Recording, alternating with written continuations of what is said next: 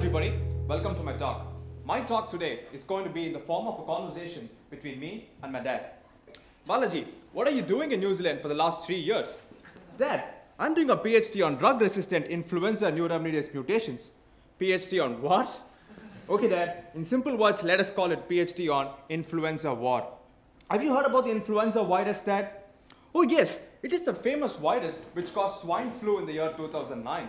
In fact, this virus was so famous that it appeared on the newspapers more often than Barack Obama did. I also remember Tamiflu, the drug which was used to treat swine flu. But isn't Tamiflu a failure? Not really, Dad. The drug was targeted against a specific viral protein called neuraminidase. The virus changed a single amino acid in its protein sequence. In biology, this process is called mutation. Now, because of the mutation, the affinity between the protein and the drug decreased. Hence, in some cases, the drug was not that effective. This is called as drug resistance. I see. So, you are trying to discover new effective drugs.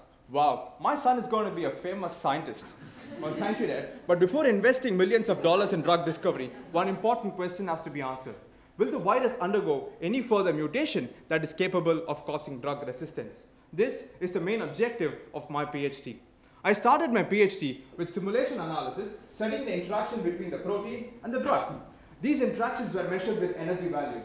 More negative the energy, more stronger the interaction is. The shocking news is that there could be more mutations causing drug resistance. But before I tell this to the world, I need to validate these results with experimental data, for which I'm going to use an SPR.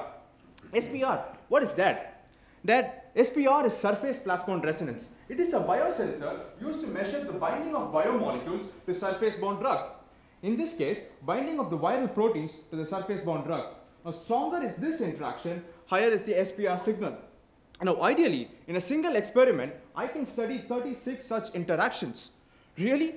36 interactions in one go, and you still haven't finished PhD. Oh, come on, Dad. I've spent a lot of time using genetic engineering methods to make these viral proteins in the lab. I've also found out a way in which the drug can be attached to the SPR chip. I will now study their interactions in SPR. I'm expecting an SPR outcome where the normal protein could have a stronger interaction with the drug when compared to the drug-resistant proteins. I will use this data to validate my simulation results, with which I should proceed to the completion of my PhD. Now, Dad, please, enough of questions. If you want to know more about my thesis, please come to the Biointeractions Laboratory. Just remember that it is a PC2 lab, so please kindly follow the rules. Thank you very much.